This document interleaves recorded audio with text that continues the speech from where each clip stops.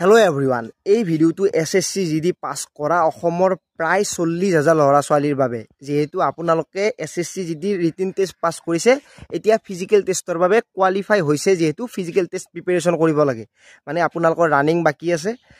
আপোনাৰ যেটো স্টেপ আহি আছে সেই স্টেপৰ কাৰণে প্ৰিপাৰেচন কৰাটো বহুত বেছি ইম্পৰ্টেন্ট মানে যোৱাবাৰ মই অসমত পোন প্ৰথমে কৈছিলো যে SSC জিডি ৰানিং ফিল্ডটো হ'ব পাৰে ৰাস্তাটো হ'ব পাৰে আৰু বহুতে মোক কৈছিলে যে ইমান বছৰে ৰাস্তাত হৈছিল এবাৰ ফিল্ডত কি হ'ব কিন্তু যোৱাবাৰ ফিল্ডটো হৈছে ৰাস্তাটো হৈছে এতিয়া মই আপোনালোকক কও SSC জিডি ৰানিং যেটো আছে সেইটোৰ কাৰণে যদি আপোনালোকে প্ৰিপাৰেচন আৰম্ভ কৰিছে তেতিয়াহলে আপোনালোকে 100% ফিল্ডত প্ৰেক্টিস কৰক এই কথাটো মই কি কাৰণে কৈছো যদি আপোনালোকে ফিল্ডত প্ৰেক্টিস কৰে তেতিয়াহলে ৰাস্তাত পাস কৰাৰ কাৰণে কোনো আপোনালোকৰ সমস্যা নহয়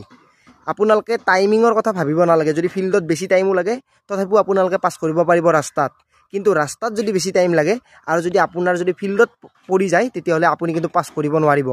সেই কাৰণে এতিয়া যদি আপোনালোকৰ যেটো ৰানিং প্ৰস্তুতি আছে ৰানিংৰ বাবে আপোনালোকে আৰম্ভ কৰিছে সেই ৰানিংটো আপোনালোকে 100% ফিল্ডত প্ৰেক্টিস কৰক যাৰ কাৰণে আপোনালোকে ৰাস্তাটো পাস কৰিব পাৰিব ফিল্ডতো পাস কৰিব পাৰিব ইয়াতকে আৰু মই বেলেগ আপোনালোকক ক'ব নোৱাৰো কাৰণ যেটো স্টেপ আপোনালোকৰ আহি আছে সেইটো স্টেপৰ কাৰণে যদি আপোনালোকে 100% পাস কৰিম বুলি ভাবিছে ফিল্ড মানে সকলোতকৈ ইম্পৰ্টেন্ট ফিল্ডত যাওক ফিল্ডত প্ৰেক্টিস কৰিলে ৰানিং এনো পাস কৰিব পাৰিব